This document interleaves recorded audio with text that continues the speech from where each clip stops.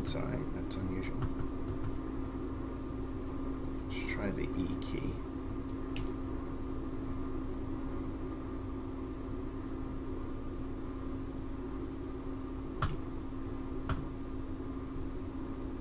Can't close it either.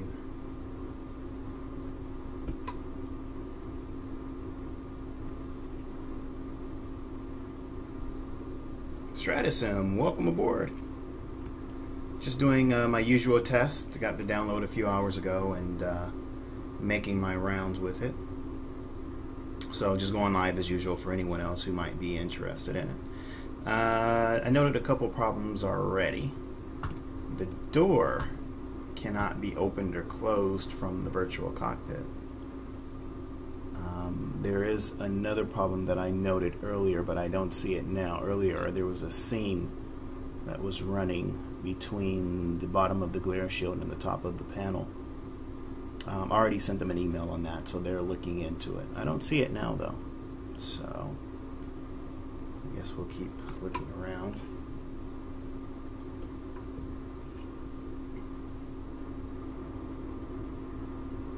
It's funny, I looked up like 2 minutes ago and there was no one there, and then there's 30 people. Like, oh. Alright, so we'll just hit the E key on that again. Number 2.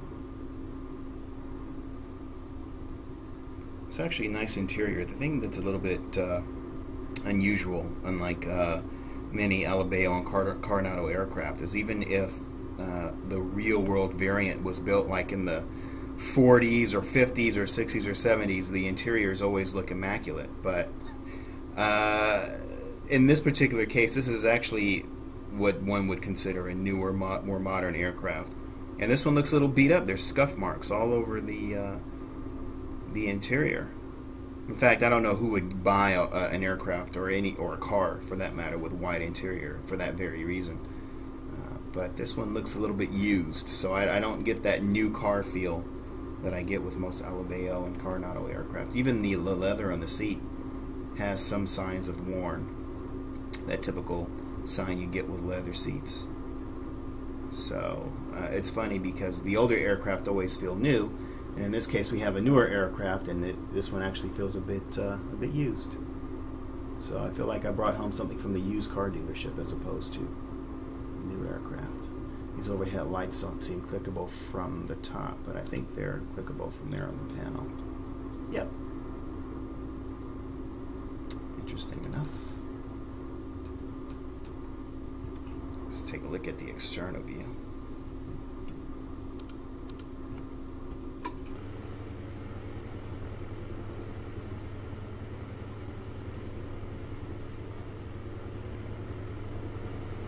Once again, as with all Coronado and Alabeo aircraft, they are second to none in terms of visuals.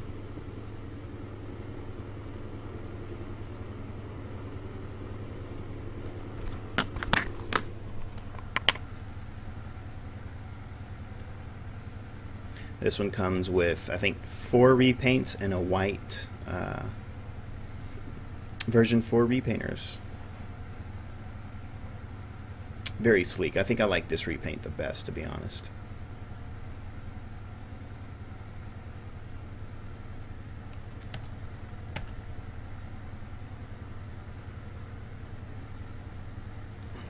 Let's see what the options are on the control panel. Control windows, transparent windshield, instrument reflections, passenger door open and close, and wheel fairings, which you can, oh okay, and you can either elect to have them on or off. I think I like them with the fairings. I think it looks a little bit better with them. So those are the only options. There's no park. Let's close that window. There's no park function, unfortunately. So no tie downs or push back hand truck or anything like that.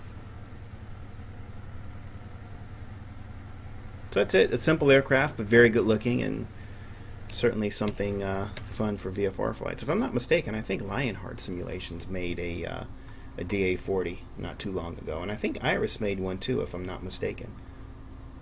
Was it Iris or Eaglesoft? I think it was Iris. I think Eaglesoft did the Twin Star. So, very interesting. I think we have 3 variants of this, and I think on a visual scale, I think Alabeo is probably going to be the clear winner.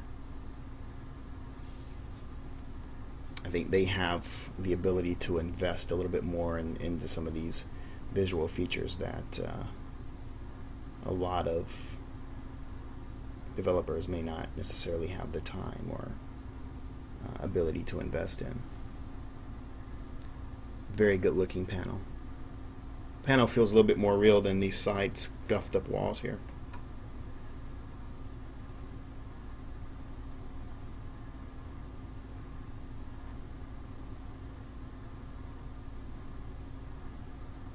Welcome aboard, Young for Gaming and Piloto. Always good to have you guys come along as always. That's right, Aerosoft did release one also. So I think there was one from Aerosoft, there was one from Iris, and then there was one from Lionheart, if I'm not mistaken. I'd have to go online and pull them all up, but yeah, so I think this is probably number 4. Because the Katana, I think only Iris Simulations and Eaglesoft did the Katana, but I think Iris also did the DA40 too. So I think there are 3 variants of the DA40 and 2 variants of the Katana. That's if I'm getting it right. So that means now with the Alabeo version, I think now there's 4 DA40s and 2 Katanas. It's kind of confusing, but I think that's what's going on. Flight Deck Simulations, welcome on board. Aviation Sim 4682. Am I still using the Jetline Systems computer? Am I still using the Jet? Of course. There's nothing else better that I could possibly use than a Jetline Systems computer. Are you kidding me? Sometimes I wake up in the middle of the night and I dream about it. I have like dreams about the Jetline Systems computer. And I dream about it, and I wake up in the middle of the night, and I come downstairs, and I turn it on. Just so I can go back to sleep. Absolutely.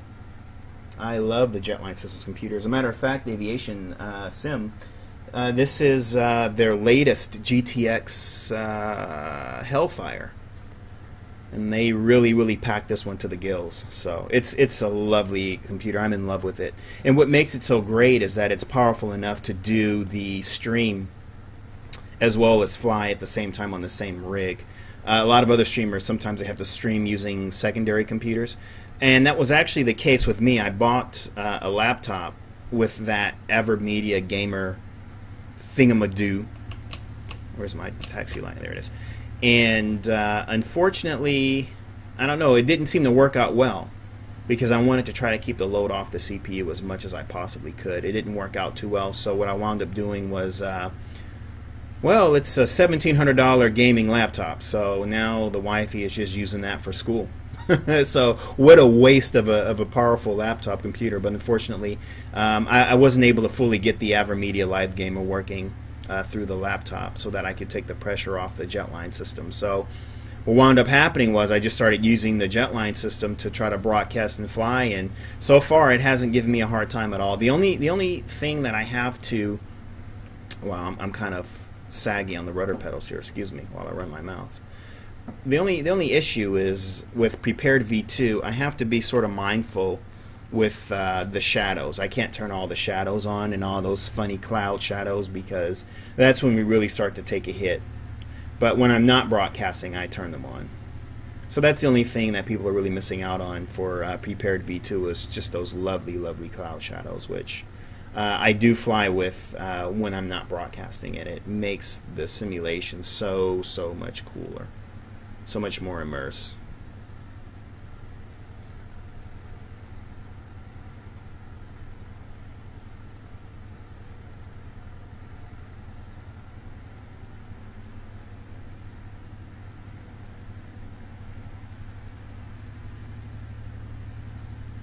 Flight Deck Simulations asking what card do I have. I'm going off the runway here because I'm busy looking over at the laptop.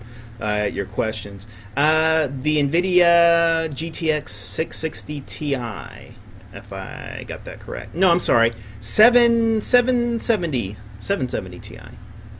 It's whatever the highest one is they make that's below the Titan. I think it's a 770 Ti. Thinking off the top of my head here as I try to concentrate. It's 3 gig. Is my wheel going to take that light out? I mean my wing? Yep. You got to be real careful with those. Yeah, the GTX 770 Ti, 3 gig. Very fast card. Very happy with it. I was thinking in the beginning I might need a Titan because one of the things with Prepared V2 is that it uses a lot of the new features that they've added that FSX doesn't have, runs more or less on the GPU. So that was a cool thing about how Lockheed Martin coded it. But honestly, the Titan is really not even necessary. The 770 actually, it does just fine. So whereas with the older system, there's no way I'd be able to fly with weather like this, and there's absolutely no way in hell I'd be able to broadcast with it. But here I can actually enjoy rain and clouds again. It's so much fun. It's like my old days in FS9. I can go back to enjoying harsh weather conditions. Yes, Ken and Greg are rock stars. They're very good at what they do, and the customer service is stellar. Flight Deck's asking, do I watch Bellin's HD? I have seen some of his. I don't watch on a regular basis, but every now and then. He's in the UK, so obviously when he's streaming, I'm probably still at work just because of the time differences. But when I do have the time to catch his streams, I do catch them from time to time. He's very good at what he does. Very talented virtual pilot. He knows his stuff.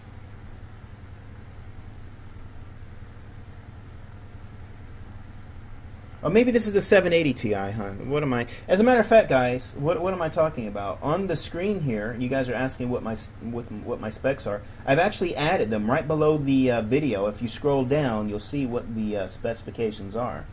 I actually put them here for that very purpose. So it's the GTX 780 Ti. So that's for the record. Let's make that clear.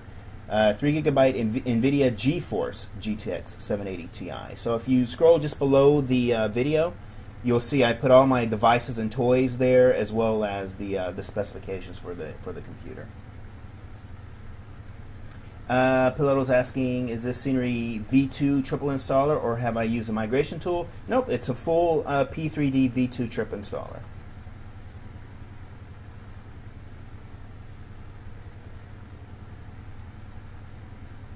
Do I think 2.3 will have much improvement? One of the questions being asked. I believe so. I'm not sure yet. I don't think what the entire what am I thinking of here? I don't know what the whole list is in terms of everything that they're going to add in it. I know that it is going to be some increased visual features, and I know that they're correcting some of the bugs that are currently in V2. One of the bugs that I experience right now personally is with special effects. A lot of third-party special effects are not showing up, like chimney smoke and blah, blah, blah, blah, blah. Something that's not going to kill the simulation experience, but it's a bug nonetheless. So I know that there's a lot of fixes that are coming in 2.3, but I think they're adding new visual features, but I'm still checking every day to see what they are. So I have some friends who are on the beta, and I can say that I know some information, but they're under NDA, so I can't officially say what they are. But I can say that I'll officially say I don't know, and just leave it at that. But yes, there is a greater improvement that is expected. Yeah, I've got to get into VATSIM myself, start flying online sooner or later. I'm too lazy to go through the trouble. Sometimes I don't want to fly by everyone else's rules. I just want to do what I want to do and be a rebel. All right, so let's go ahead and fire up and see what she can do. Here we go. By the way, we're heading off to Squamish this morning. It's just a little bit after 6 a.m., I believe.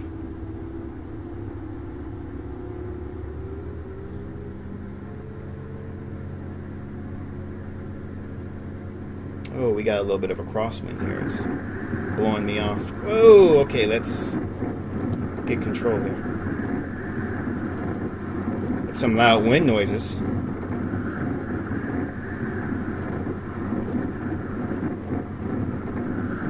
Whoa, I'm getting kind of blown off course pretty hard.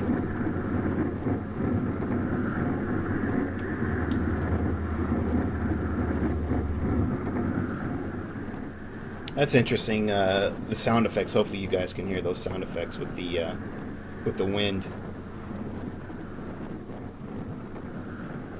Wow, I'm getting knocked around quite a bit.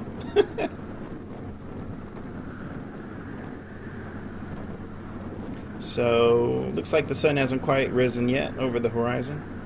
Or if it has, I certainly can't see it.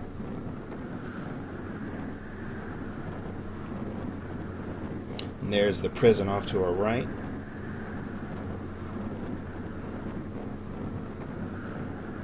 Misha's stellar work as always.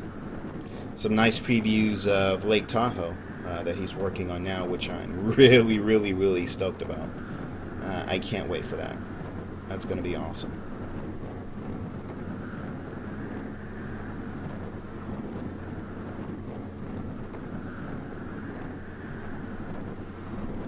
Alright, let's get lazy here and tap in the GPS so I can take a look at the external views.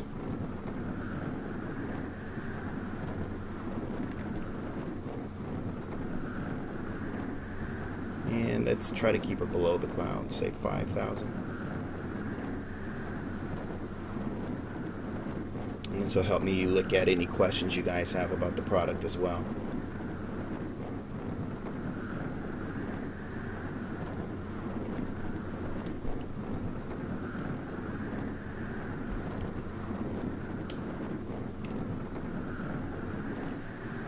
So far, pretty smooth ride.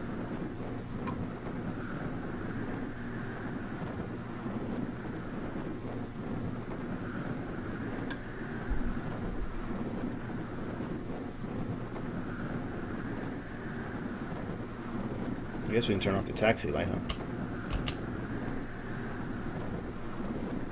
One of the things I wanted to mention about Coronado, I think the guys, they're pilots. I think they have the best modeled pilots of, I think, any manufacturer in terms of the level of detail on the pilots' faces and the clothes that they wear. I think they're the most detailed of any other developer. But I wish they'd put a woman in there. Maybe for once, get an option to put a woman in there as well. I think that'd be pretty nice.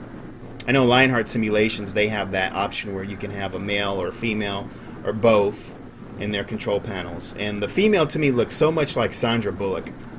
I don't know if that's just me or if that's what he was going for, but she really does look like Sandra Bullock.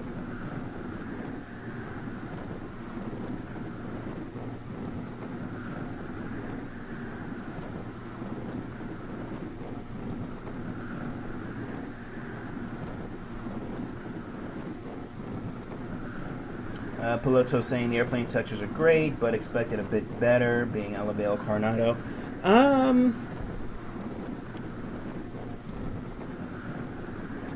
Well, maybe the textures just aren't really showing their true grace because the sun is not out.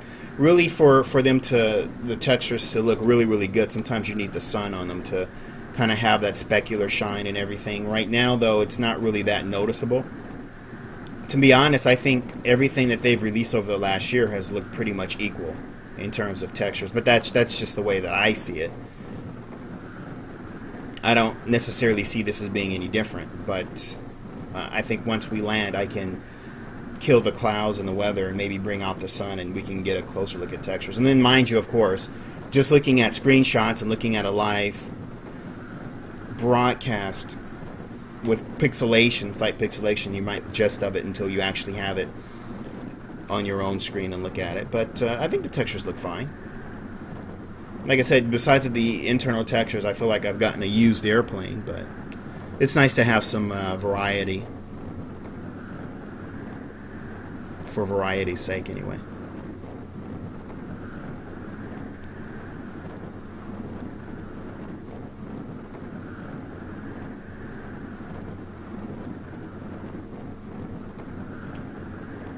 Stradusim is flying a DA40 on a Euro trip from 28th of July. Norway, Denmark, Luxembourg, France. Where in France? Netherlands, UK, or sorry, UK, Netherlands, Denmark, Norway. That's a nice flight. A slow flight for a DA40. So you're going to be up there for a while hanging out, but definitely a fun flight, I think. What I like about the DA40 is the large windscreen canopy. So you've got some really good views to look out and keep your head on that swivel and keep looking around. That should be you're going to have a lot of fun with that, I think.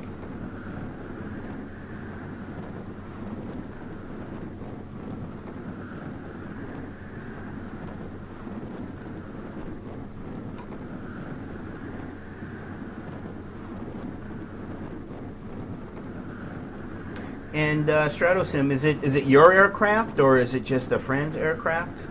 DA40, or how are you coming about that one? Are you the pilot on that one, or are you the passenger?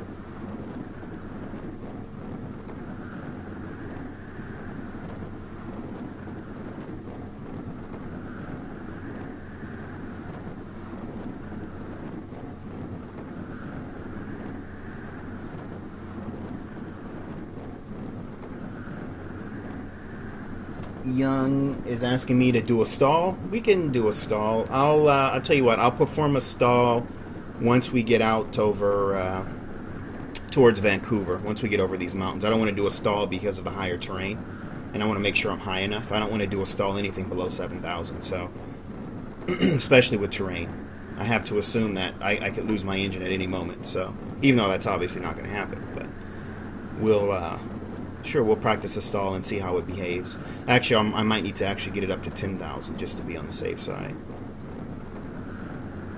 But yeah, we'll see how she handles. I'll be honest, the Alabeo, what's that aircraft? Trauma Shock. That didn't stall out as well as I hoped it would. I've never stalled an aircraft before, at least not in real life. But I did look at some videos on YouTube just to see how the aircraft handles, how it goes into the spin. And the videos that I've seen versus the Alabeo version, it didn't quite behave in a way that I wanted it to. And when I eased off the power and pulled the nose up, it took quite a while for it to eventually decide to go into a stall where the real aircraft would have spun out much sooner. So it doesn't quite stall the way that I would like, and I found it to be a little too easy to recover from the stalls as well. But that may not be at fault of Alabeo. It just could be limitations on the simulator itself. What I would like to see with future versions of Prepared is increased flight dynamic abilities. And what I mean when I say that is it would be nice to, for example, I've heard a lot of comments about. I'm in the clouds and that's not where I want to be, but I've heard a lot of comments about X-Plane and DCS having far superior flight dynamics over FSX or Prepared. So to that regard, I would like to see them work on flight dynamics to a greater level of realism, so that if an aircraft stalls out, it does exactly what it's supposed to do. Because with a Tomahawk, I mean, what more do you want to do in that plane besides stall it? It's slow as hell. So it's not much fun going from point A to point B unless it's, less than 45-minute flight. I do love the Tomahawk, don't get me wrong, and I think the Alabeo version is stellar. But when it comes to stalling, I mean, that's what I really want to do with that aircraft, to stall it. So.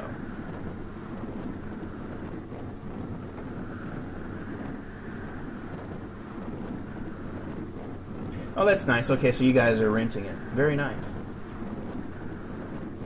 Share the flying, so I guess one of you will do leg A, and then you guys will swap in leg B, and so on and so forth. That's nice. I guess you'll get to fly from both the left and right seats, so that sounds like... I wish I could come out and join you.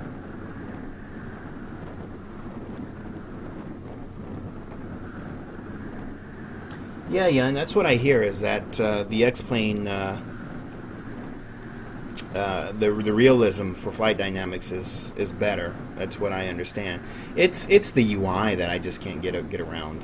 The look of it just doesn't. It seems inferior, in my opinion, to FSX, especially to Prepared. I don't know. There's just something about it that kind of rubs me the wrong way. I did try the demo once, quite some time back, and I found it to be pretty rough. It wasn't my cup of tea, but at some point I'm sure I may give it another chance. But really, my eggs are essentially with Lockheed Martin. I mean, obviously Lockheed Martin has a lot more money in the pocket than them and our research does. So I personally see Lockheed Martin going a little bit further. Obviously what we need is a 64-bit, which obviously X-Plane has. But what rules, I think, flight simulation are the third-party developers. They are the ones who rule the virtual universe. And where they go, so does everyone. And for the most part, whereas there are a few unique developers who are developing for X-Plane, notably Alabeo, Coronado, PMDG also mentioned it in their recent statement, and a very select few others, alongside, of course, developers who develop exclusively for X-Plane. They're very few. I mean, literally, it's just a couple handfuls, as opposed to the hundreds of developers that develop for FS9, FSX, and Prepared. And then, of course, there are your freeware developers out there as well. So you're not going to be combing pages and pages of freeware add-ons for X-Plane as you would for FSX. So that's sort of I think the downside with that as well. But I'm sure fans of X-Plane will be very happy to see PMDG move in that direction. I just certainly hope they don't release X-Plane versions before they release Prepared versions, because that would be, I think, a little upsetting.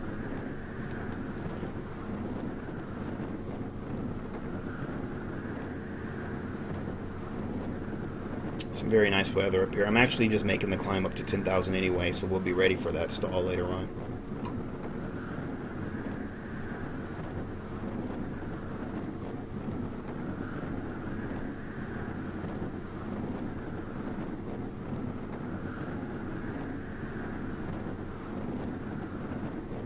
Piloto saying he actually didn't like the way the weather handling worked out in X-Plane. Flight Deck, I'm assuming you're referring to me. Am I looking forward to the PMDG 300? I'm looking forward to the doggone 200. I fly Prepared exclusively, so I'm waiting for the 200, to be honest. Am I waiting for the 300? Absolutely.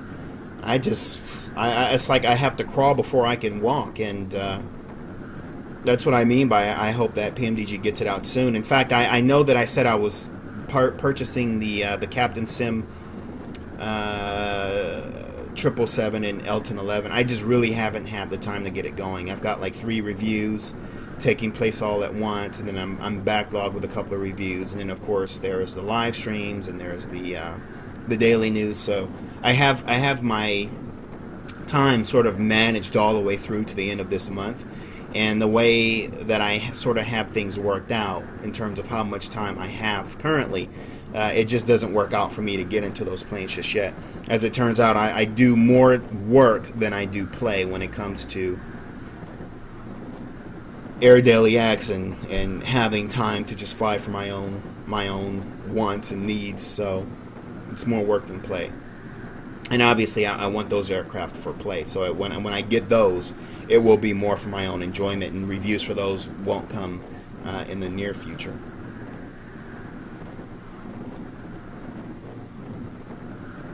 But if PMDG gets the 300 out next week, I think that'd be great. A lot of people are waiting on that SP1. I can't stress that enough. We're getting close to a year in development for a service pack. In my opinion, that's a little bit ridiculous. Service packs are service packs. They're not major updates. They're not meant to be. It's just meant to be interim updates in between large updates. So essentially, if the PMDG 777 was released in August of 2013, a service pack should have followed sometime around October, November.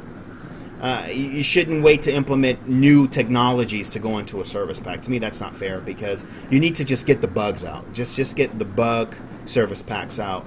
And things like weather radar and all that stuff, and wing cameras and all that, those things can come in major updates. That's something that could take a year to date for a release, but not for a service pack. And I obviously, I've seen the complaints, and I've heard the frustrations of people who have been really wanting to just get the bugs worked out, and so naturally I sort of echo that sentiment. But they're not. PMDG obviously is not publishing any specific date in terms of when they'll get it out. But all I'll say is I fingers are crossed that it'll be before end of summer. I think that's about all I can say about that.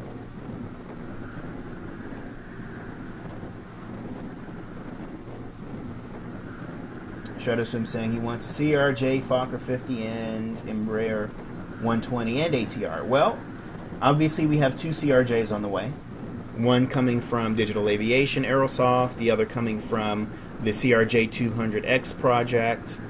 As far as the Fokker 50, I was very disappointed to learn that at some point throughout development, I guess the Fokker 50 production stopped and was resumed, or I'm not sure what the full detail was on that, but there was about a period of maybe 9 months where we just didn't get any updates. So we did recently get an update that I did publish.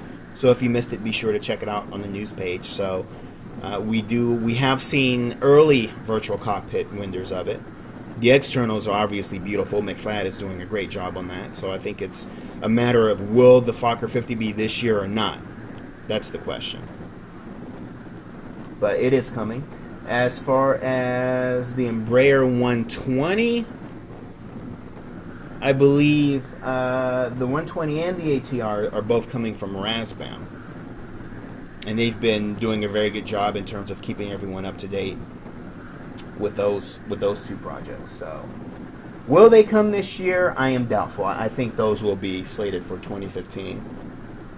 And not even first quarter. I think probably second or third quarter, if anything, for those aircraft. So I wouldn't be waiting for those anytime in the near future.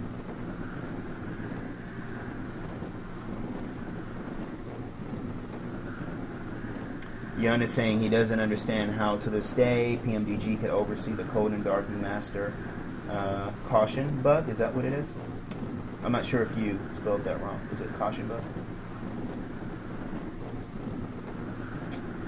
Piloto commenting on the clouds. Rex 4 Texture Direct. The guys at Rex are very kind. They actually sent over a copy. And any developer that sends over their products, I will promote to the end of the earth. As long as it's a quality product, naturally. I'll be honest about them. If there are issues, I'm going to say it. No issues with Texture Direct. I have Essential Plus Overdrive, so once I install Texture Direct, literally, like, you can tell in 2 seconds the differences. Because I've seen people say, oh, there's no difference. All it is they've just enhanced the user control panels or whatever you call it, but inside the simulator there's no difference. No, the difference is huge. If you have the older versions and you have the new version, you'll see it right away. So the two most notable things for me are the clouds, the volumetric clouds, which are crazy beautiful, and they look even better once I have the FS Global Real World Weather running in the background. They look even better with that.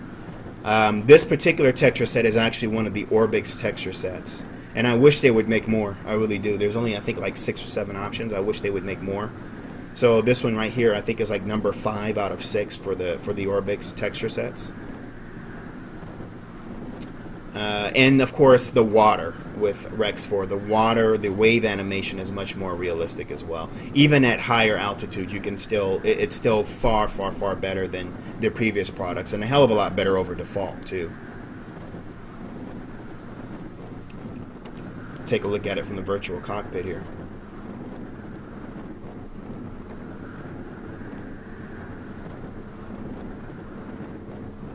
So sort of echo what Stratosim was saying about Alabeo. Systems somewhat lack in terms of total functionality, but you can't beat the visuals. And for me, it's certainly a fun ride. My time flying is very limited given the amount of work I do. So I'll be the first to raise my hand and admit, yeah, from time to time I'll fly with a GPS because my time is just so incredibly limited. And that's because I limit my time, and that's to keep the website running. Most of my time goes into that. So while I'm working on reviews and stuff in the background, that's when I'll take time to fly, and usually it's GA. It's more GA now than IFR. Back in the FS9 days, I was flying more IFR, but this is what I have time for, and this is what helps me get to sleep at night.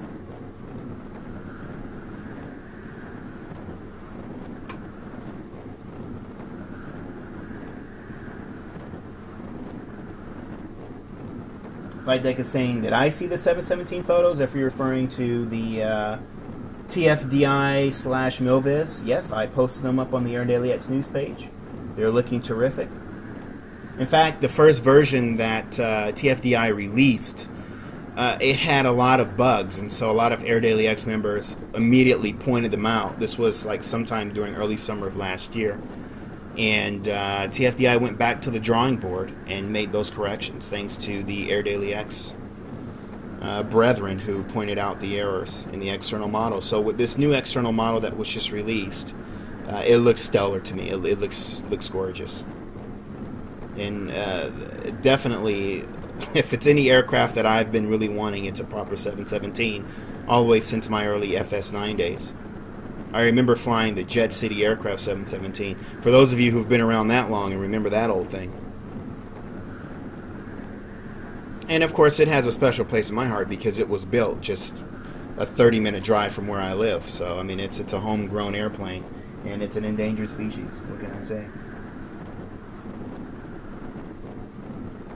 Stratus is saying Razbam is doing a great job showing previews. Yes, they're doing a very good job keeping the community up to date in terms of what they've got going on.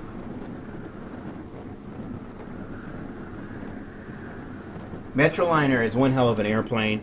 I want to be able to do a review on it. In fact, E.K. Hoffman, who is a real-world pilot who's going to be working on that review, his graphics card burned out, and I'm actually in the process of sending him a newer one.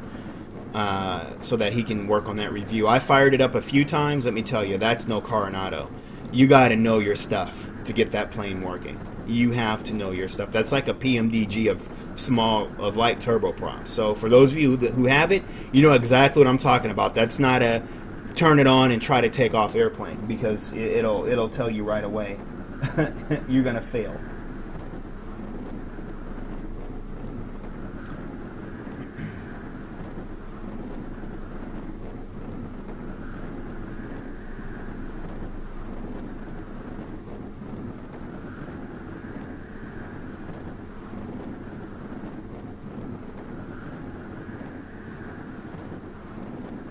The Cool Sky DC-9. I actually don't have that. I want that. I really, really, really want that Cool Sky DC-9.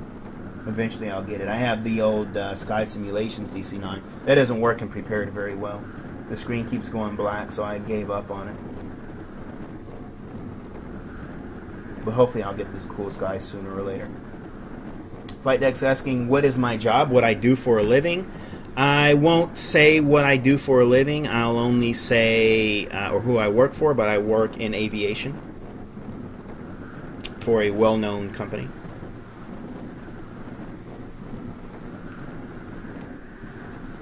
Alright, let's try that stall and see how that works out. Alright, here we go. Let's see how she handles. And pull back up on the... It's going to be weird trying to stall with this crazy weather and crosswind we've got going on. But anyway, we'll come back on the power. Just bring the nose up a tad. And let's see what she does. I don't recommend stalling in clouds, but what are you going to do? Here we go.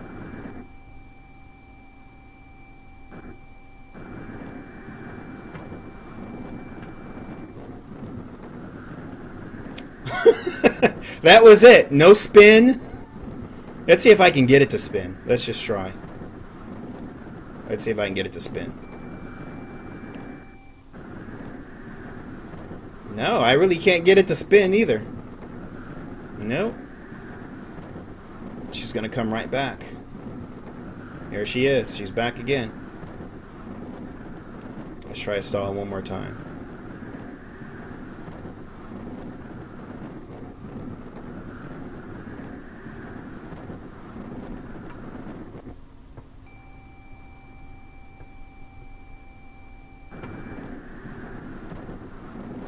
Well, that's very interesting. When I go into the stall, the wind noises stop. So that's pretty interesting. Let's try to spin it one more time. I'm going to try to give it some left rudder and see if I can spin it just as it's doing it. Let's see. No.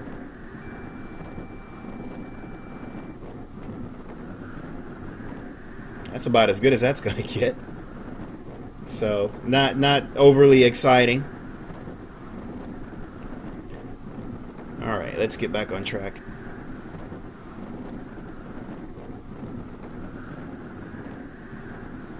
Nothing to call home about. Oh, you'll notice this is one of the things I pointed out to Coronado already that I'm sure they're looking into. You see here, there's a seam that runs along between the panel and the bottom of the glare shield there. So that's something that I've already brought to their attention. So they're looking into that already.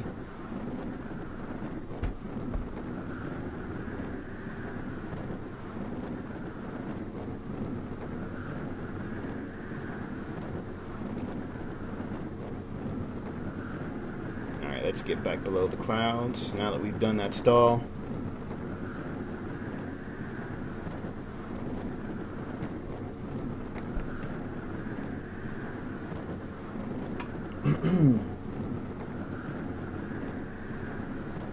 The next level simulation is A380. It's looking very good. That is definitely going to be a systems-intensive aircraft. I'm glad that they restarted it.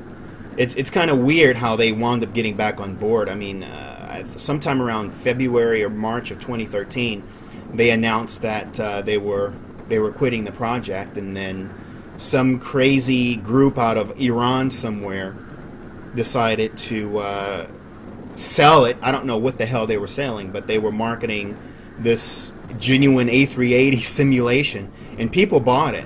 I don't know who the hell falls for something like that, but people actually bought it. I don't know what they got for their money. Sure as hell wasn't an A380, but that sort of drew next level simulations out of their hole, and I guess it saw them getting back. So that's a good thing. Although we haven't seen an update from them in probably 3 months, so hopefully they're still progressing. I would certainly like to see something coming along soon from these guys. But it certainly looks very, very promising. Piloto saying, I was going to ask, what about the pilot that works with AirDailyX? Metroliner deserves a buy. Still wait for review. That's what we're waiting for, and he will definitely include that in his review. He's pretty impressed with it. He said that he came across some issues with the autopilot, so we have echoed that back to Razbam. But right now, and they did send us an update, but right now there's not much he can really do because of his graphics card issue, his GPU issue. But he was very impressed with it. So I can say that. He was definitely impressed with it. I think right now it's just a matter of him getting the graphics card worked out. So in terms of when the review will come, I don't know. I haven't actually sent him the graphics card yet, and I'll actually do that tomorrow. I dug it out of my closet underneath my stairs, which created a huge mess, and then finally got it, repacked it, and then totally forgot to ship it out. So actually that'll be tomorrow that I'll ship it out to him, and hopefully he can get to work on that review. So we'll know for sure.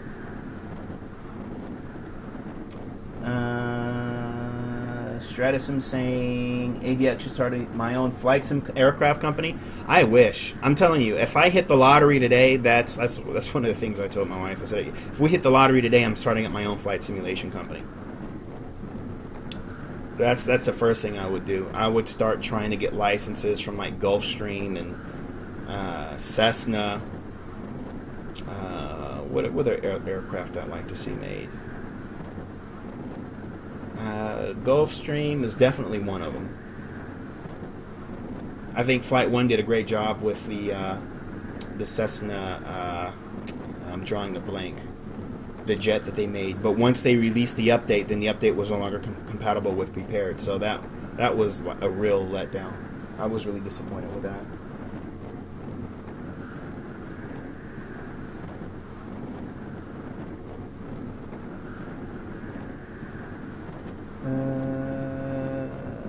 Genuine simulations, yeah. They will genuinely take your money, is what they'll do. Yandre, could I please read the Orbix or OpenLC update? I can't view the page. Essentially, the only thing that's most notable from what John said, he basically pointed out the fact that OpenLC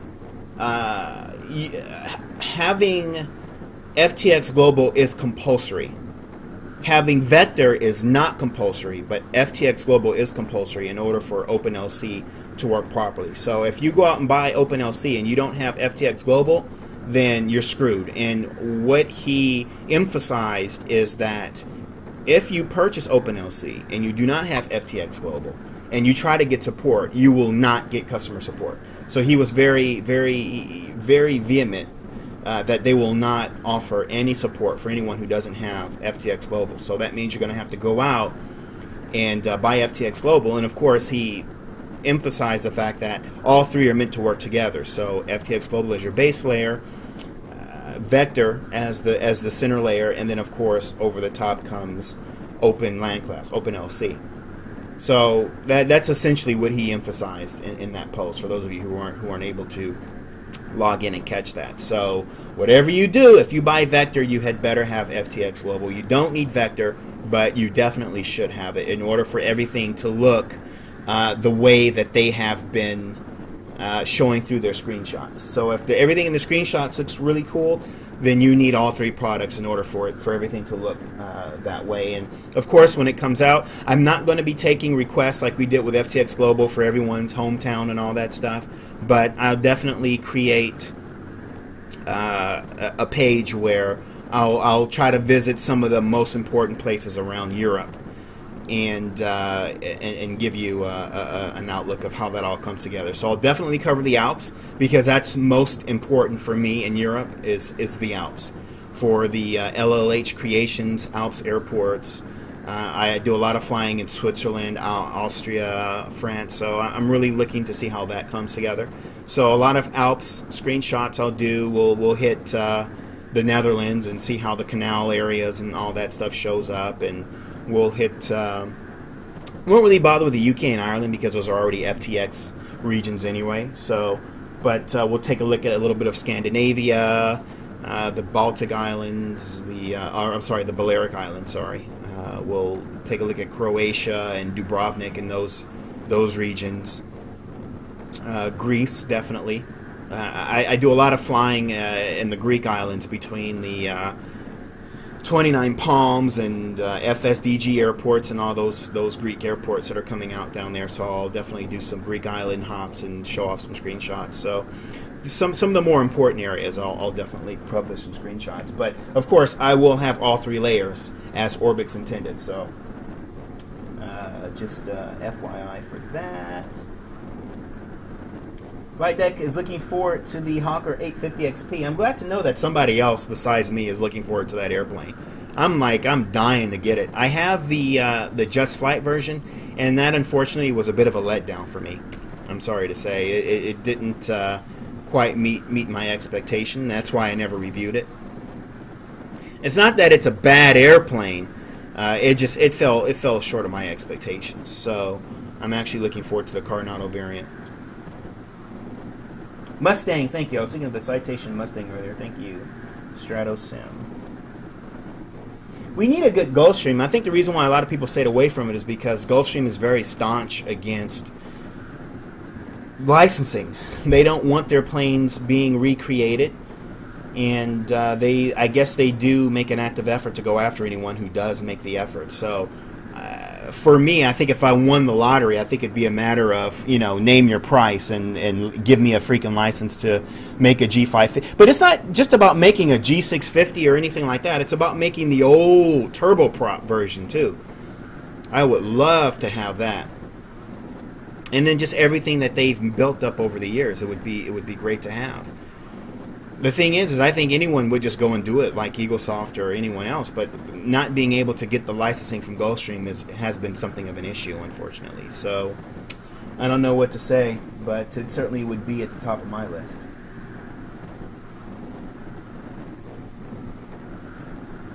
Oh yeah, and you live in Switzerland? I've been to Switzerland, oh gosh, in the last 15 years I must have been there maybe 24 times.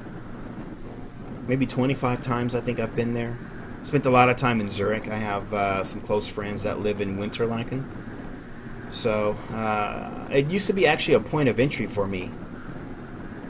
I used to get really good deals on Swiss. Right after they became Swiss, right after Swiss Air, and they got the first A340s, that very same month that they got the first A340s, I started flying Swiss. A hell of a lot, too. So even if I was going from LA to London or LA to anywhere else in Europe, I was actually going through Zurich. I liked that new Dock E2, which had just been built that same year. So I really liked going through there. I liked it's a great place to spot because back then they had a deck, an observatory deck on the, I don't know, was it B Dock or whatever they called it? So you could go out there, and there was a restaurant there, and there was a little shop for buying model airplanes, the Book Air Center, I think it was called. So I'd always go there and buy up a bunch of models and hang out on the deck while I wait for flights. Like I would always have like 3 hours between flights just so I could hang out up there and spot.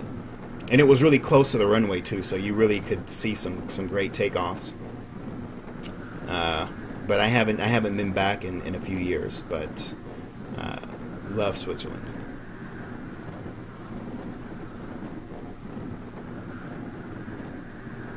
So Flight Deck Simulations, is that the company Flight Deck Simulations? No, that's Flight Deck Solutions.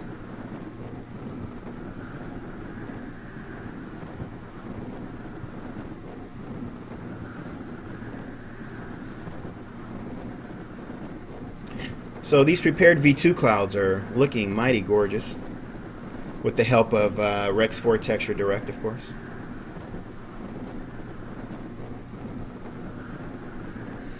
I like that you really get more of a feeling of flying through clouds as opposed to at them. And in FSX, it's kind of like you're flying at the clouds, whereas here you really get that full immersion of the clouds passing by you. In fact, I should go to the flight deck. I'm sorry, the virtual cockpit, to get more of an idea of what those clouds look like when you pass through. It definitely, you actually feel the speed of going through clouds, which is what I appreciate. And if you're above the top layer, when you descend through the clouds, it looks just like you're in a real airplane. I love that whole part of just descending through clouds, especially with a thick layer. And in fact, I make really thick layers with my clouds. If I use customized options, I'll go from like a base layer of 2,000 to 15,000 feet. So I do enjoy a thick layer of clouds. There's Vancouver off to our right.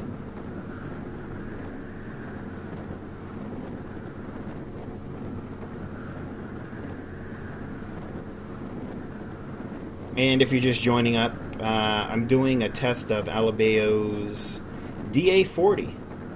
They sent it a few hours ago, and so, as always, when I get something new from a developer, they send something, I jump right in and start testing it out and playing with it. We already noted a couple of issues already, but that's what I do. I start testing, and I'm actually not going to review this aircraft. Kenneth Hall is going to... is it Kenneth? Forgive me, Kenneth, if you're watching. I'm sorry. Kenneth... What is your last name, Kenneth? Oh, I'm drawing a blank. Anyway, Kenneth is going to be doing the review on this one.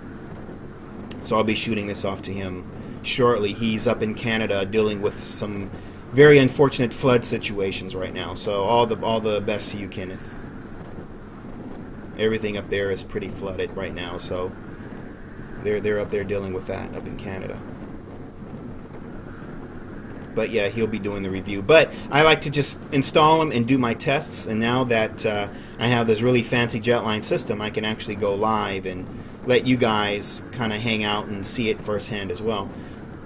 I mean, certainly, I don't think anyone else is doing this, where you have something that was just released and within hours, you can actually kind of see it in action. I think it's a good selling technique, but also it's good for people to just actually see it.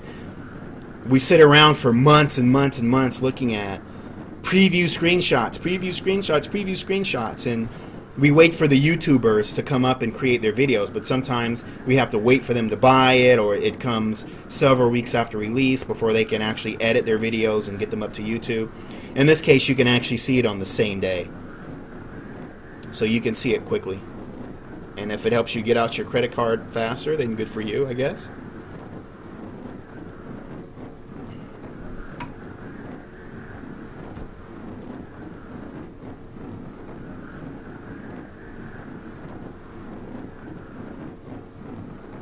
ADX, should I buy the DA40?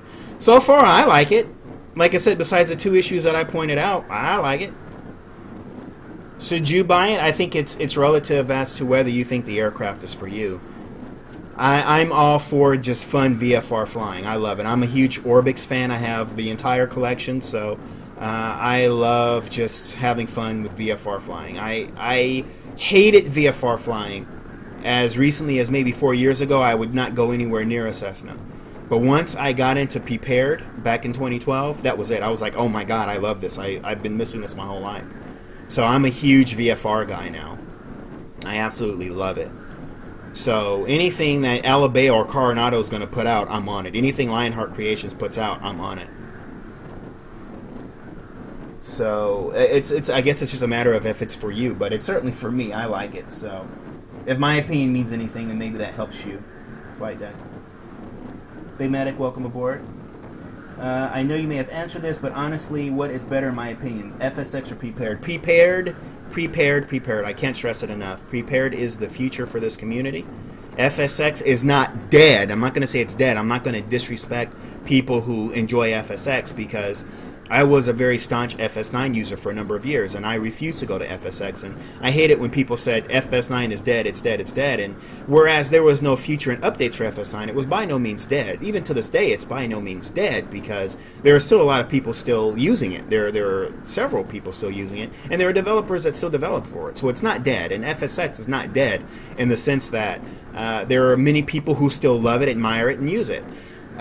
But there is no more support for it. So as a platform, it's finished.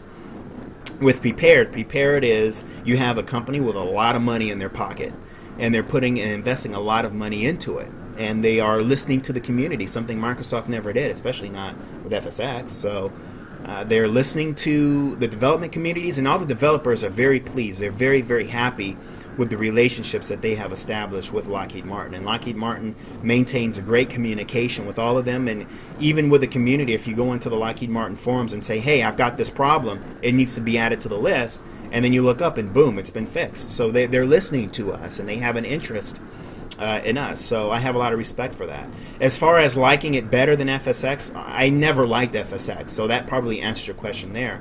But besides that, Prepared comes with features, amazing, beautiful features that FSX just doesn't have. In fact, let me pause the simulation real quick, and let me turn on at least some of those shadows for you. Give me just a second. Lighting, internal, cast, receive. We'll turn on some of the internal shadows for you. There we go. You can see some of the shadows are showing up now. The sun is in that direction, so you see the shadows. These shadows are a great benefit to the environment experience. And I can't really do it because I'm streaming. It'll really kill the performance. But as you're flying, you actually see the cloud shadows moving over the exterior of the aircraft. And when the clouds block the sun, it blocks how the light hits the aircraft. And you see cloud shadows on the ground, and when the clouds move, you see the shadows moving. I mean, when you're flying through all of that, it just makes the entire experience so much better. So, Anyway, in answer to your question, yes, I think Prepared is the best thing since sliced bread to happen to our community.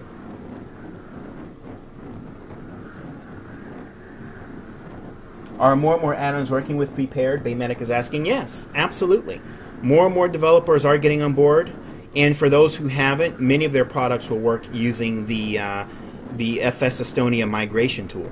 There are very, very few products that don't work with it, or very few products that don't have full compatibility, and then there are developers who are going out of their way to make sure it doesn't work, just so they can sell you Prepared products separately. But besides that, I've run into very few issues. So many products do work, yes, but I do recommend waiting for. Recommend waiting for official Installers if you can, but if you can't, the Sonia migration tool works very well for me, and I do officially recommend it. A2A simulations those are gods, absolutely. I don't think their visuals are as good as Coronado, but in terms of having an accurate airplane, yes, they are. A2A, the AccuSim, they are gods. They are terrific at what they do. Nothing negative to say about those guys. FSX is asking how long before it's dead. Well, how long before FS9 is dead? Let's ask that question first. Piloto saying good sims never die. Remember Falcon 4. Woohoo.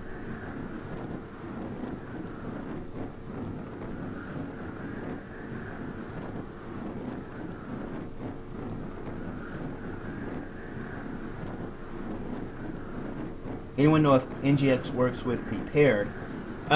Yes, it does. I use it in Prepared. It does have some random bugs. You can get around them and fly it. It's like flying a Captain Sim airplane. There are some bugs in it, but that's fine.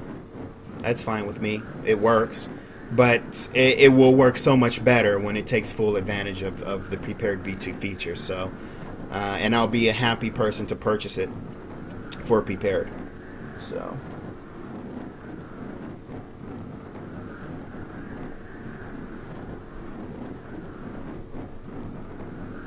And welcome aboard, by the way, Mantalk Productions. Mantalk Productions, what are you producing? Are you producing YouTube videos, or what's the productions? What are you productionating? So, getting in a little bit about the scenery, we're flying into Squamish from Orbix Simulations. I'm in the middle of a really comprehensive review. It started out as an ADX first look article, which is supposed to be kind of short and to the point, short and sweet. And every now and then, those little first looks wind up into full-fledged on flat-out reviews, and I think I've got over 100 screenshots. And one of the things I point out in the review is the approach. The best thing about Squamish is not the airport. It actually is not the airport. It is the approach. It has a very, very beautiful approach, and we have essentially, we have started the approach already, coming through the sound here. Vancouver, you can see some of the buildings just over the horizon, looking out this back window. That's Vancouver there. That's actually FS add-on Vancouver Plus, but yeah, we've essentially started the approach already. I don't know what are those two lights out there? That's not the airfield. That might be the. I don't know what those two lights are. But yeah, you approach in coming in over the sound here. So I mean, it's already started. Even though we haven't entered the scenery coverage area yet, it's a beautiful approach coming in, and it only gets better as we get closer. So that's definitely one of the things I pointed out. Comes with a very, very comprehensive. What do they call that now? The options. I'm drawing a blank on what it's called. It comes with the options in terms of how many things you want added. And you need a powerful computer to add on everything, because it will kill your performance, because there's so much going on in that city below. So you need a pretty powerful computer. I have them all activated, especially for purposes of the review, because I want to show it the way that the developer intended it to be seen. So in my case, all of the options are activated. And we may or may not hit some stutters going in just because of the stream and the load that the scenery has on the computer. So if you have a modest system, you're going to have to pick and choose what options you'll have and what options you'll leave out. But again, for purposes of the review, I kept them all activated. Oh, frames. Budget's asking about frames. Okay, I'll leave that up for you. We're in the 30s, 40s, between 30 and 40. Hopefully you can see that. I know it's probably a little bit small on your screen, but hopefully you can see that.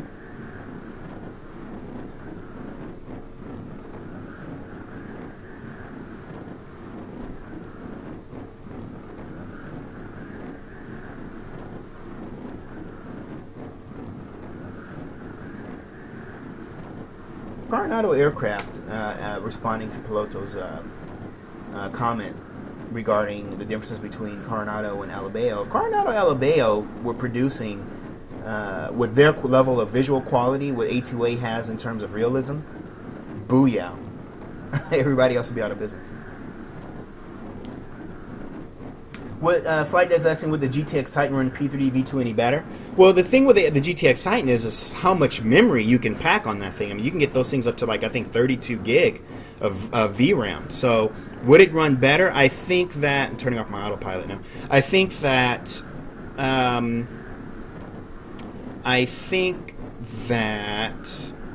however much memory you can put on it is, I think, more memory that Prepared might be able to take advantage of. I do have a friend that has a Titan, and he says that it runs really well, but his opinion is that it's not really all that necessary, that the 780 Ti will do it just about the same. What you're really looking for is speed. That's what you're really looking for, but naturally, the more memory you can pack on the GPU, the better in terms of how Prepared is code to read it. In terms of what's being offset to the GPU, my understanding is that it's just the additional features that Prepared is adding. Because they're adding in new features and coding these new features, what I believe is that rather than continue to put all this additional stress of new features on the GPU, or rather on the CPU, they're just putting it on the GPU. And the faster the GPU you have, the better, and the more memory you have, the better. But a typical 3 gig 780 Ti will, which is what we're running now, obviously is running everything just fine. And you have to keep in mind, things would be running a little bit better if I wasn't broadcasting right now. You notice our frame rates have dropped into the 20s as we have now entered the coverage area.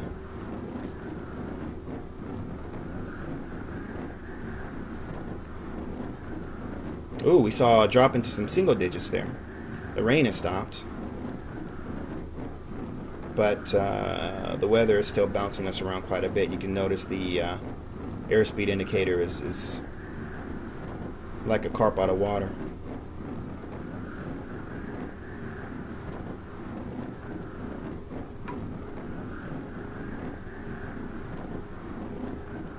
Shadow Sim says Brazil is losing. I know it's crazy for me to go up against the World Cup.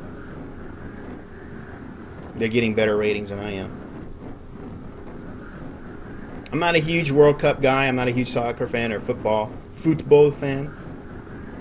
I know that angers some of you, but I guess that's keeping in with an American stereotype. I was never really much of a fan of soccer, so. But I was following it very loosely, though. It's impossible not to because everyone else is. So you have to get into it to a certain degree. And you'll notice the different color variations in the water. That's also another key indication that we're entering the coverage area. Some very nice photo real water added. It's a little bit shallower water.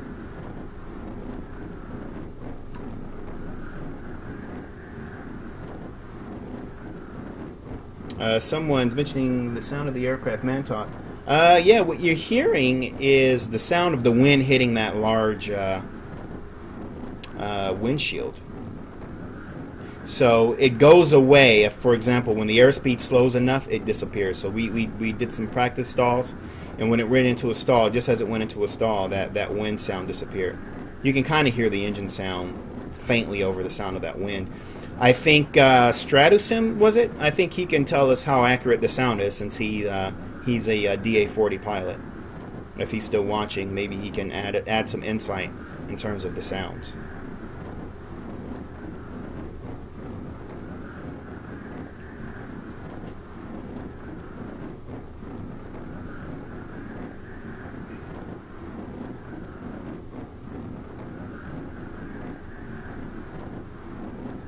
Another thing about Squamish is that the scenery, and this is one of the negative things that I'll be pointing out in the review, the scenery seems to load pretty slow. It seems to be slow catching up. Now, I have a pretty fast computer, but I just imagine, given the fact that I've enabled everything in the product manager there, it's it's a pretty heavy task on the system. So that's one of the things I notice, is that the textures can be slow to load. Like right now, we're not looking at full resolution textures; they're still loading.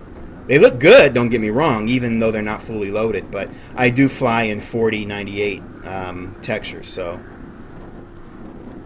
obviously that's not what we're seeing yet, and that's because they're still loading. It's still trying to catch up.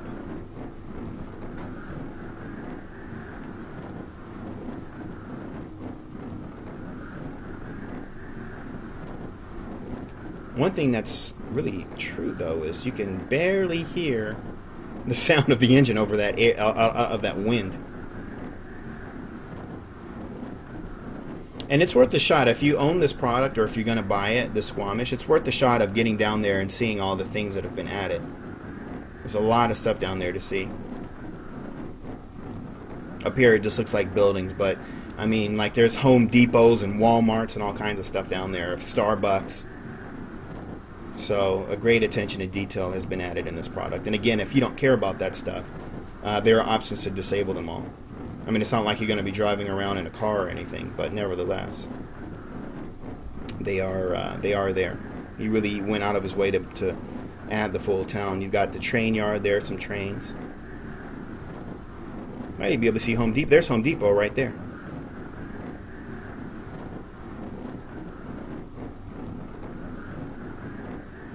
And there's cars in the parking lots, and you can even elect to remove the cars if you still want to keep the buildings.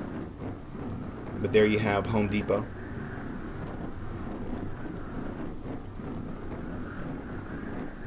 When you're flying in a VFR environment, as I've done in real life, you know, there are different things that you look out, or rather that you look for as visual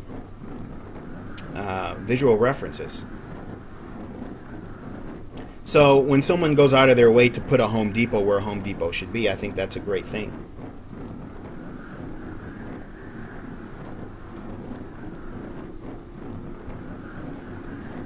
Alright, sorry, I'm just adjusting my seat here.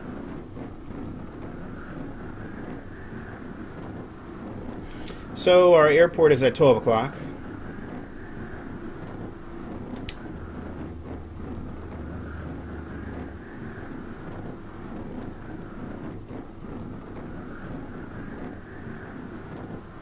Let's take a look at that crosswind, shall we? Ooh, there you go. I'll say one thing about flight dynamics, especially between FSX and prepared, is if you have a really, really high crosswind, once you get ground speed on a runway, the aircraft becomes really, really almost impossible to manage. I mean, I could have like full right rudder, and if the wind is going in the opposite direction, I have no control. And I don't know if any of you guys notice that if you ever fly in heavy wind conditions, but it actually limits me, because I don't care about how much wind I get on the approach.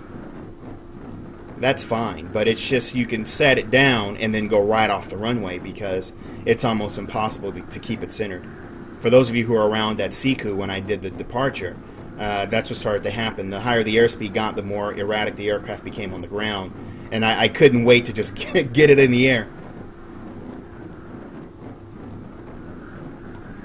Alright, see, I'm actually getting blown off the runway already. Okay. Let's not get happy feet on the rudder here.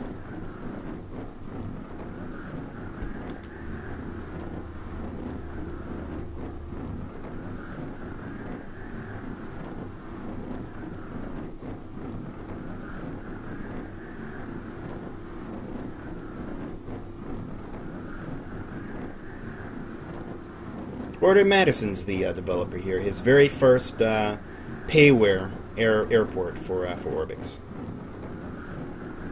He did Tapella last year, and I was very, very pleased with that airport. Very pleased. So I think he has a very promising future in this flight simulation scenery development business. Oh, whoa.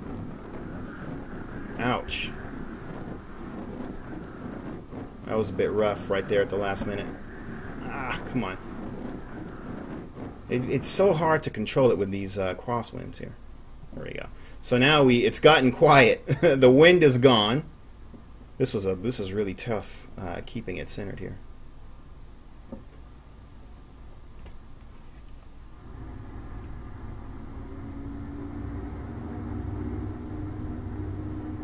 Landing light off.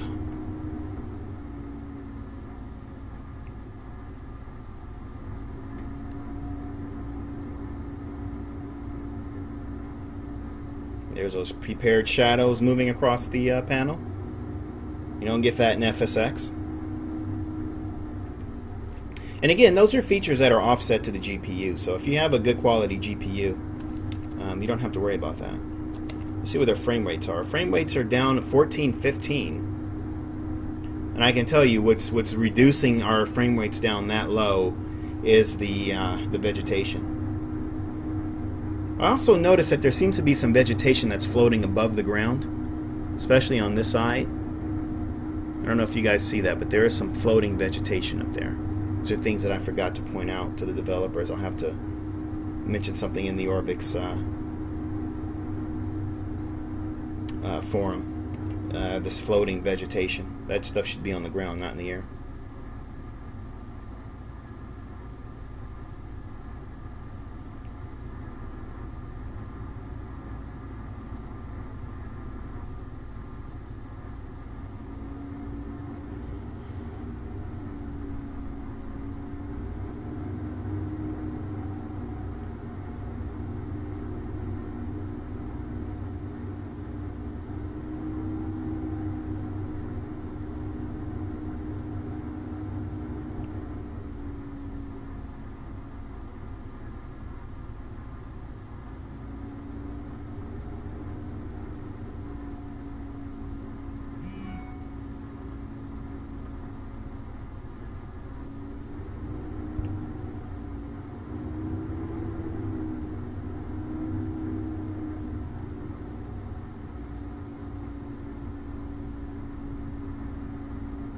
There's your peeper flowing and whatnot.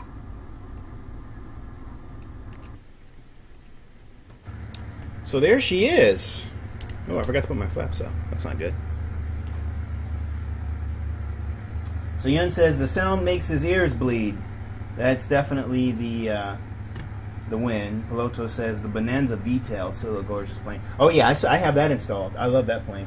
I would like them to go back and make a newer one though. Because it is showing its age in terms of what we expect in Coronado's current level of quality, of course.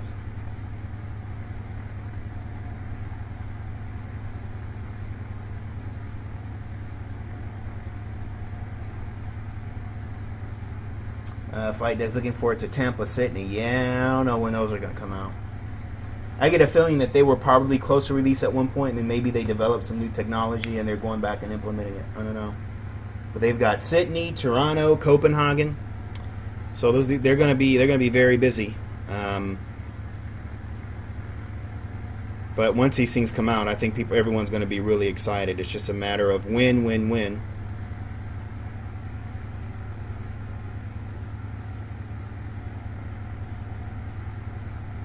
DeAndre, how do you like your Thrustmaster HOTAS Warthog? Is it sticky or is it smooth like a baby's ass?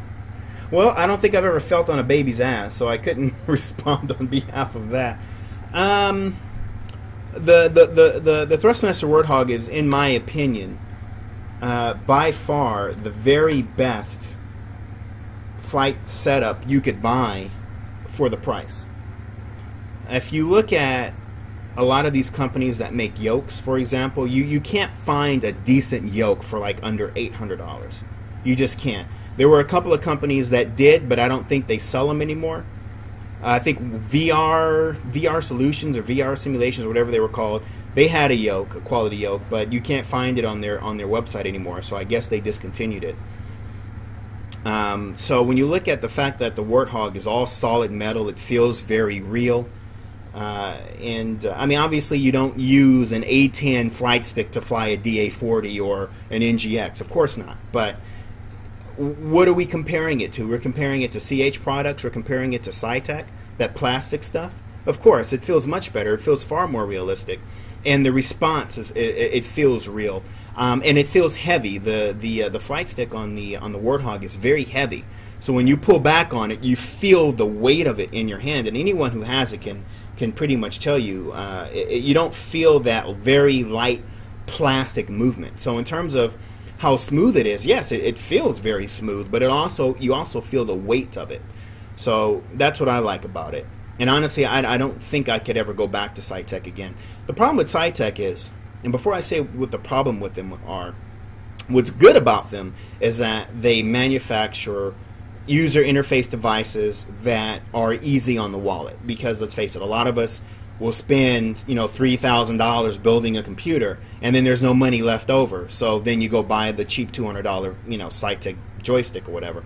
The people don't really think, okay, now I got to go spend another $800,000 on a yoke and another $600 on a set of rudder pedals, and that's actually something I'm getting into soon. Is right now I'm using these Redbird RD1 rudder pedals, and in my opinion, they are the next step up over the plastic Cytec rudder pedals, and that's a video/written review. I'm halfway through that. Like I mentioned before, I'm in the middle of doing a lot of reviews right now, and that's something you'll wanna look for in the future, because they are the metal rudder pedals that will go perfectly with your metal Cytec. With your metal Thrustmaster Warthog. But the problem with Cytec is that, unlike, for example, I know a lot of you guys in Europe, but we have a car manufacturer based in South Korea called Kia Motors. And when they first started building cars, and they really were looking to sell their cars to the Southern California market, they were all just sort of cheap cars, cheap alternatives to Honda, cheap alternatives to Toyota, so on and so forth, like Hyundai.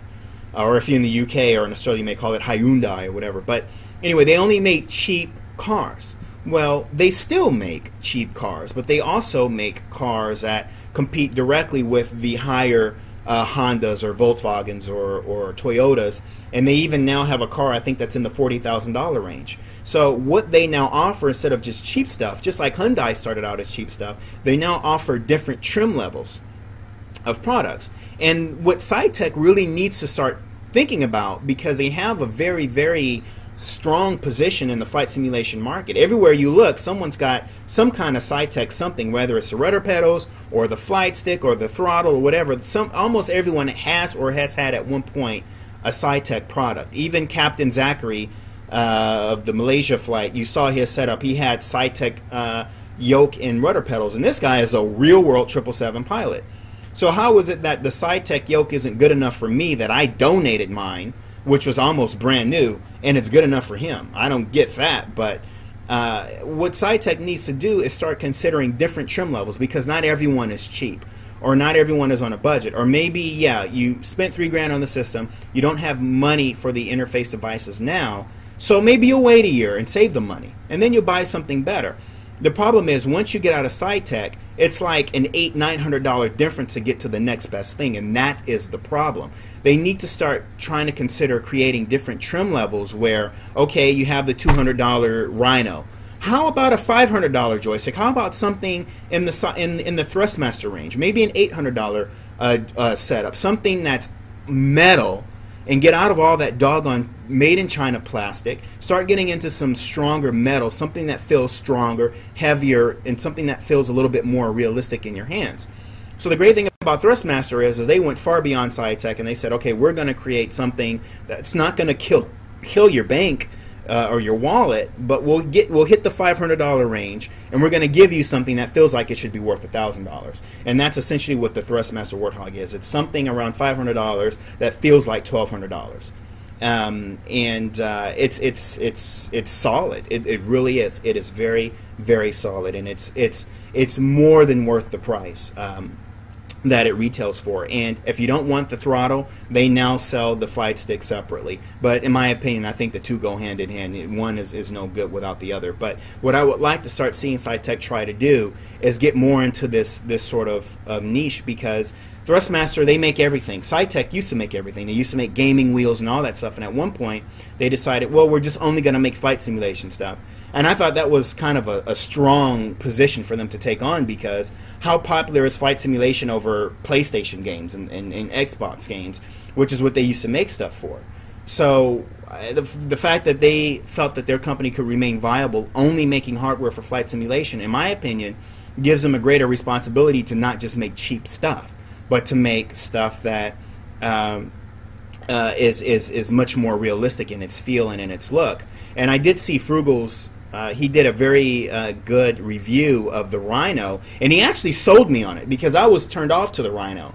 But he actually sold me on it, because a good point that he made, well, he actually didn't make this point. He made it, and he didn't know that he made it, perhaps. But what I took from that Rhino, and what made me want it, is the fact that the Cytec Thrustmaster, the Thrustmaster Warthog, is a replica of a real aircraft. So this is something that works great for a simulator like DCS. If you have the DCS Warthog, this is the best thing, hands down. But it's not necessarily the best thing to use for a flight simulator, because let's face it, as flight simulation pilots, we fly 777s and 737s, aircraft that require at least a flight deck of 2 crew members to fly.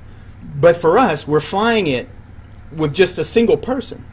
So naturally, when it comes to hands-on throttle and stick, you want to have as many options available as possible in order to fly that aircraft so that it's convenient for one person. So we don't necessarily need replicas. What we need are flight simulation user control or user interface devices that are suitable for single pilot flight simulators. That's what we need. So one of the things that the Rhino had was that they had all these little turnable knobs on it that you could use for adjusting trims and things like that. And I thought, wow, oh my God, I wish I had that on the Warthog. So it definitely has features that I found appealing that the Warthog doesn't have. But at the end of the day, you're still playing with plastic. So I would like to see Cytec get into more of focusing on the 737 pilot, on the 777 pilot, while not giving us 777 control surfaces, but giving us surfaces that will work equally as well with a 777 that will work in a C-172. So I think they have a lot of, what's the word that I'm looking for here? They have a lot of potential to create better products and more realistic products, and don't just assume that everyone is cheap and no one is going to buy a $500 system, because Thrustmaster proved everyone wrong. You know, and I'm hoping that Thrustmaster will continue to make more products like the Warthog. I hope they come out with a yoke system, but I don't know. I mean, every time I go back and check their website, they're making Ferrari racing wheels and all this other crap that